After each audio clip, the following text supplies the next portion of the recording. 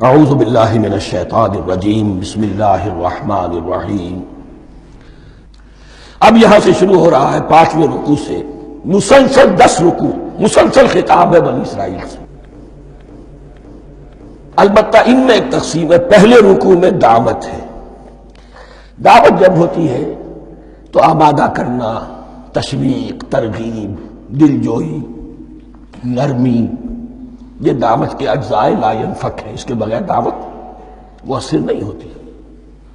لہذا ان 7 آیات میں یہ یوں سمجھیے کہ ان 10 رکوعوں کے لیے یہ بمنزلہ فاتحہ ہے۔ جیسے سورہ فاتحہ 7 آیتوں کی، ایسے ہی اس دعوت سابقہ امت مسلمہ کو دعوت دی جا رہی ہے۔ تو کس طرح دی جا رہی ہے؟ یہ کون تھے؟ یہ بھی مسلمان ہی تو تھے نا، کافر تو ہو گئے حضور کا انکار کر کے، ورنہ وہ موسیٰ کے ماننے والے، شریعت ان کے پاس، بڑے بڑے علماء ان میں، علم کا چرچا ان میں، سب کچھ تھا، ان کو دعوت دی جا رہی ہے۔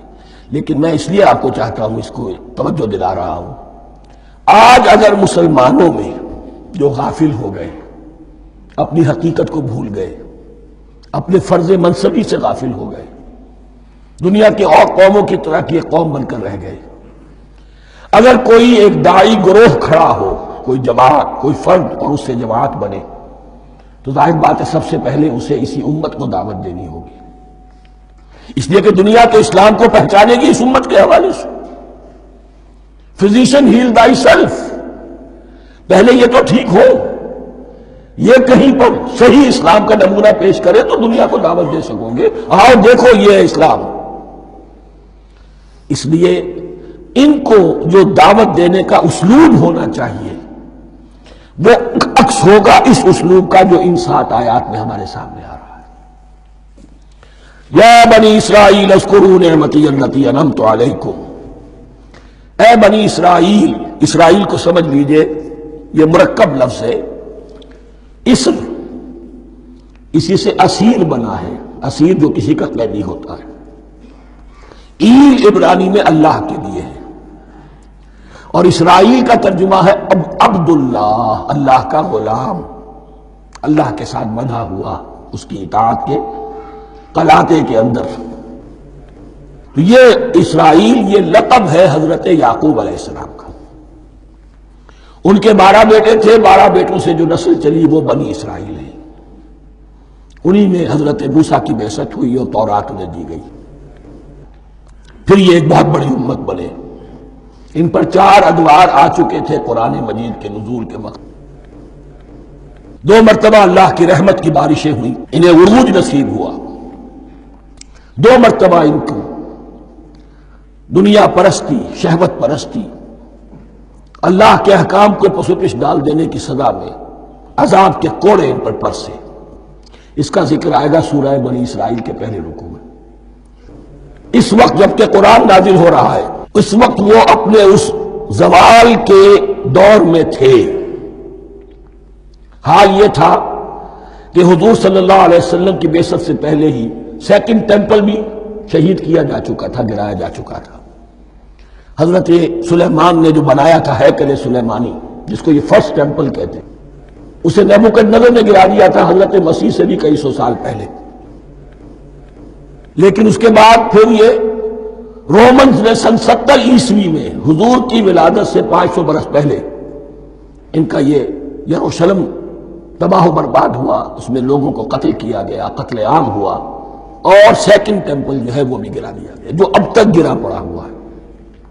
صرف ایک ویلنگ وال ہے جس کے پاس جا کر یہودی جو ہے ماتم کر لیتے ہیں، روتے ہیں، اور اب وہ بنانے پر تلے ہوئے ہیں اپنا 3rd ٹیمپل، اس کے نقشے بن چکے ہیں، بلو پرنٹ بن چکے ہیں۔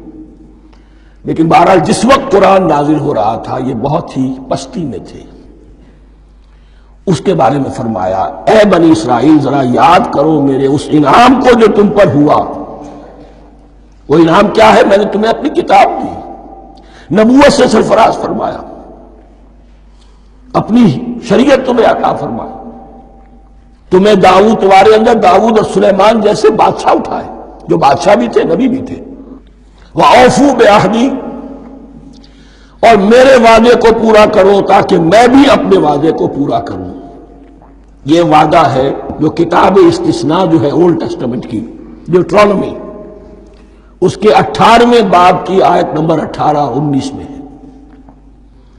حضرت موسیٰ سے خطاب کر کے اس میں اللہ نے یہ الفاظ فرمائے، میں ان کے بھائیوں میں سے تیرے مانند ایک نبی برپا کروں گا اور اس کے منہ میں اپنا کلام ڈالوں گا، اور وہ وہی کچھ بتائے گا جو میں اس سے کہوں گا۔ یہ گویا کہ حضرت موسیٰ علیہ السلام کی امت کو بتایا جا رہا تھا کہ نبی آخر الزماں آئیں گے اور تمہیں انہیں قبول کرنا ہے۔ قرآن مجید میں اس کا بڑا تفصیلی ذکر سورہ اعراف میں آئے گا انشاءاللہ، لیکن یہاں فرمایا اوفوا بعہدی اوف بعہدکم، تم میرا عہد پیرا پورا کرو، میرے اس نبی کو تسلیم کرو، اس پر ایمان لاؤ، اس پر کی صدا پر لبیک کہو، تو میں تمہیں میرے انعام و اکرام اور بڑھتے چلے جائیں گے۔ وَإِيَّايَ فَارْهَبُونِ، اور صرف مجھ سے ڈرو۔ وَآمِنُوا بِمَا أَنزَلْتُ مُصَدِّقًا لِمَا مَعَكُمْ، اور ایمان لاؤ اس پر جو میں نے نازل کیا ہے، جو تمہارے پاس جو تورات ہے اس کی تصدیق کرتے ہوئے آیا ہے۔ اس کے دو معنی ہے، ایک تو قرآن تصدیق کرتا ہے تورات کی اور انجیل کی، فیہا ھدی ونور، فیہ ھدی ونور، اور دوسرے یہ کہ قرآن اور محمد صلی اللہ علیہ وسلم ان پیشین گوئیوں کے مصداق بن کر آئے ہیں جو تورات میں تھی، ورنہ وہ پیشین گوئیاں جھوٹی ثابت ہوتی۔ ان کے مصداق کون ہے؟ قرآن اور محمد صلی اللہ علیہ وسلم، یہ دونوں معنی اس کے ہیں۔ وَآمِنُوا بِمَا أَنزَلْتُ مُصَدِّقًا لِمَا مَعَكُمْ وَلَا تَكُونُوا أَوَّلَ كَافِرٍ بِهِ، اور دیکھو تم ہی سب سے پہلے ان کا کفر کرنے والے نہ بن جاؤ۔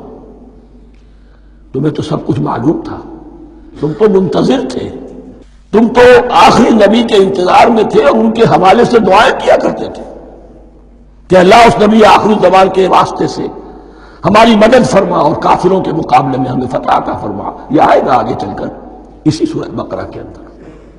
لیکن اب تم ہی سب سے بڑھ کر کافر ہو گئے، تم ہی سب سے بڑھ کر دشمن ہو گئے۔ وَلَا تَكُونُوا أَوَّلَ كَافِرٍ بِهِ وَلَا تَشْتَرُوا بِآيَاتِي ثَمَنًا قَلِيلًا، اور دیکھو میری ان آیات کے عوض حقیر سی قیمت قبول نہ کرو۔ یہ آیات الہیہ ہیں، ان کو رد کر رہے ہو کس لیے؟ ہماری مسندیں، ہماری حیثیت، ہماری چودراہٹیں، کہیں ان پر کوئی آنچ نہ آ جائے۔ حقیر سی چیزیں، یہ صرف اس دنیا کا سامان ہے، اس کے سوا کچھ نہیں۔ وَلَا تَشْتَرُوا بِآيَاتِي ثَمَنًا قَلِيلًا وَإِيَّايَ فَاتَّقُونِ، اور صرف مجھ سے تقوی اختیار کرو، میرا تقوی اختیار کرو۔ صدق اللہ العظیم۔